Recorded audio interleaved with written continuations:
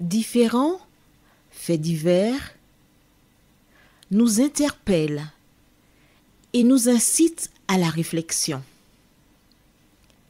Ils annoncent un événement imminent et d'une grande importance. Mais comment l'analyser? En écoutant Jean-Claude qui, à la lumière de la Bible, t'accompagnera et te permettra d'être prête, d'être prêt pour le retour de Jésus. Note que les éditions spéciales sont disponibles sur YouTube. Quelle est la réponse 2? Le 2, c'est le chiffre. Je te salue fraternellement en Jésus-Christ, le Sauveur du monde. C'est Jean-Claude qui partage avec toi cette nouvelle série qui s'intitule « Découvrir la vérité ». Marco et Jean-Claude, nous sommes très heureux de te retrouver encore aujourd'hui. Très heureux de partager la vérité. Très heureux de savoir que celles et ceux qui sont conduits par le Saint-Esprit et qui désirent faire la volonté de Dieu acceptent la vérité. Aujourd'hui, notre thème est « 2 points est un menteur ». Juste avant, prions. Éternel, merci pour la parole. Merci parce que plusieurs personnes comprennent et avancent à la lumière de la parole. Seigneur, comme beaucoup, j'ai été bluffé. Comme beaucoup, j'ai suivi un enseignement qui était contraire à ta parole. Mais aujourd'hui, tu nous permets non seulement de lire, d'étudier, mais tu permets aussi par le biais de ces audios que des femmes et des hommes sincères qui te cherchent, elles trouvent le chemin. Cet esprit, continue ton œuvre dans nos cœurs et dans nos vies, et que nous puissions toujours rechercher ta volonté, au nom de Jésus, pour ta gloire éternelle. Amen. Rappelle-toi, nous avons parlé de la grâce. Je t'ai parlé de petits garçons qui mangeaient les poules de cithère et le père lui a donné pan, 3. Maintenant, je ne te recommande pas d'utiliser ce procédé. Aujourd'hui, il y a d'autres procédés parce que le châtiment corporel est puni par la loi. Bien. Enfin, sans commentaire, hein? Mais beaucoup de personnes qui, par le passé, ont reçu le châtiment corporel, ils sont bien. En revanche, aujourd'hui, on voit des jeunes qui grandissent sans foi ni loi et qui font toute espèce de crime. Bon, mais la Bible elle-même déclare, ce qui a été reviendra. Donc, je me rappelle même, il y a eu un projet de loi, on disait qu'il faut que, maintenant, à l'école, qu'on apprenne aux enfants à se mettre debout quand le professeur entre dans la salle de classe pour qu'il y ait le respect. Il y avait ça avant, oui. Mais oui, il y avait ça. Et puis des gens ont estimé que non, c'est pas bon, enlever ça. D'autres vont même jusqu'à dire il faut remettre la morale. Mais il y avait ça avant, oui. Mais on a dit non, c'est pas bon, c'est laïque. Qu'importe. Recherche la gloire de Dieu. Restons maintenant ou revenons à notre thème, être menteur. De quoi s'agit-il? Tu te rappelles, on avait vu précédemment dans 1 Jean 1, verset 8 à 10.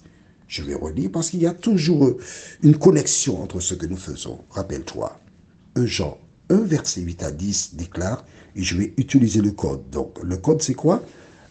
Chaque fois qu'il y a vérité, parole, il faut remplacer par Jésus. Quand tu vois le mot péché, nous avons vu que le péché dans la Bible, 1 Jean 3, verset 4, quiconque pêche transgresse la loi. Donc nous remplaçons péché par transgression de la loi. C'est bon? Allons-y. Si nous disons que nous n'avons pas transgressé la loi, ou nous ne transgressons pas la loi, nous nous séduisons, c'est-à-dire nous nous trompons nous-mêmes. C'est bon? Et Jésus n'est point en nous. Si nous confessons nos péchés, nos transgressions de la loi, il est fidèle et juste pour nous les pardonner et pour nous purifier de toute iniquité. Ah oui, le mot iniquité. On est tout prêt. Écris dans ton cahier. 1 Jean 5, verset 17. 1 Jean 5, verset 17. C'est bon? Déclare, toute iniquité est un péché.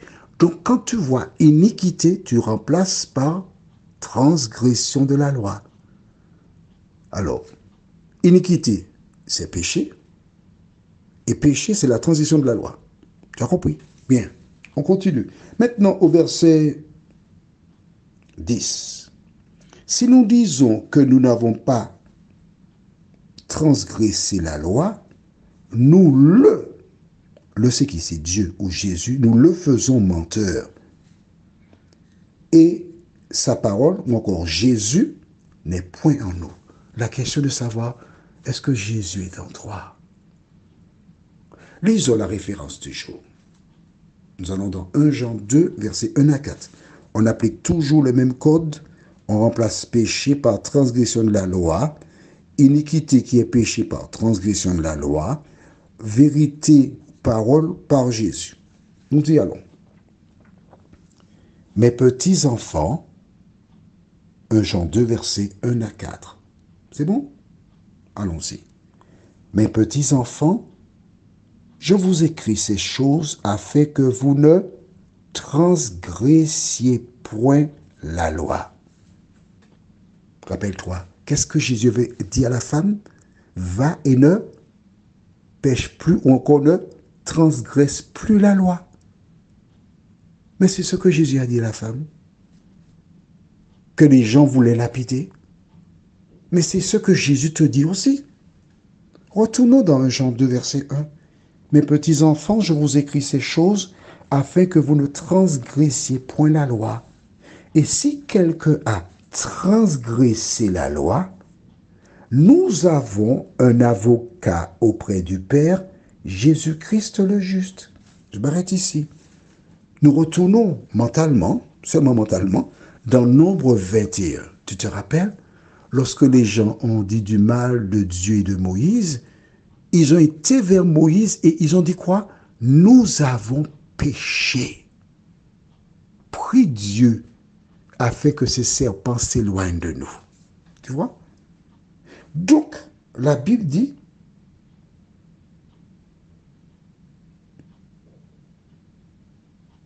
si quelqu'un a transgressé la loi, nous avons un avocat auprès du Père, Jésus-Christ le juste. À quel moment peut-il plaider la cause pour toi? Quand toi, tu as reconnu. Et tu fais comme ces Israélites en disant, nous avons péché. C'est pas tout, non? Nous reconnaissons que nous avons mal agi. Nous nous engageons à ne pas recommencer. C'est tout ce que tu as à faire. Mais c'est la même chose que tu fais chez toi. Hein? Si ton enfant fait quelque chose de contraire à ce que tu exiges, que fais-tu? Tu vas sévir. Et tu lui dis, si tu recommences la prochaine fois, je vais te taper. C'est pas ça. Et il est censé respecter la règle que tu as mise en place. Mais c'est la même chose avec Dieu. Alors nous continuons. L'avocat, c'est qui? C'est pas celui qui se trouve au centre-ville. Hein. Nous avons un avocat. Le seul qui puisse défendre ta cause, c'est Jésus de Nazareth. C'est bon? Verset 2. Il est lui-même une victime propitiatoire pour nos péchés, non seulement pour les nôtres, mais aussi pour ceux du monde entier. Oh, tu te rappelles? Nous avons vu dans Jean 1, verset 29, c'est Jean-Baptiste qui déclara, le lendemain, il vit Jésus venant vers lui et dit, voici l'agneau de Dieu qui ôte les péchés du monde.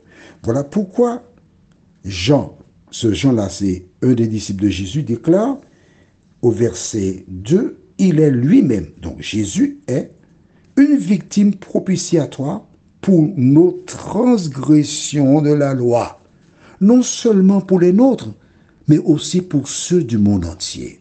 C'est lui, le seul, l'avocat, qui a été immolé sur la croix du calvaire, qui peut plaider notre cause. Verset 3. Si nous gardons quoi? Ses commandements. D'accord? Par là, nous savons que nous sommes...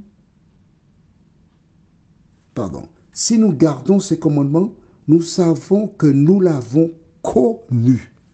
Est-ce que tu connais Jésus? Ah oui, il est mort le 24 décembre au bois. Mais non, c'est pas ça. Est-ce que tu connais Jésus? Connaître Jésus, c'est connaître la parole. L'accepter pour sauveur. La Bible te dit comment on reconnaît ceux qui ont connu Jésus. Si nous gardons ses commandements, la loi, par là, nous savons que nous l'avons connu. Ce qui sous-entend que si tu fais le contraire, c'est que tu ne connais pas Jésus. Qu'est-ce que ça veut dire concrètement? Je connais le code de la route, la loi. Eh bien, je conduis sans problème, parce que je connais le code de la route. Mais si tu ne connais pas le code de la route, tu as des contraventions. C'est clair pour toi? On passe maintenant au verset 4. La Bible est facile à comprendre. Celui qui dit « je l'ai connu », c'est qui? Jésus. Donc nous disons, celui qui dit « j'ai connu Jésus » et qui ne garde pas ses commandements est un menteur. Et la vérité, tu remplaces vérité par Jésus, et Jésus n'est point en lui. La question que je te pose est la suivante. Est-ce que Jésus est en toi? Le Jésus qui a dit à la femme, va et ne pêche plus. Ou encore, va et ne transgresse plus la loi. Cela sous-entend, va et garde mes commandements. Si tu ne gardes pas les commandements de Jésus, tu es une ou un menteur et Jésus n'est point en toi. Si Jésus n'est point en toi, qui est en toi? Il n'y a que deux. C'est soit Jésus ou l'autre. Et la vérité où Jésus n'est point en toi. Tu vois que tu découvres des choses et que rien n'est tiré par les cheveux. Mais c'est simplement la lecture de la parole de Dieu. Je t'invite à rester encore avec moi parce que nous continuerons à découvrir la parole parce qu'elle est belle, elle est riche.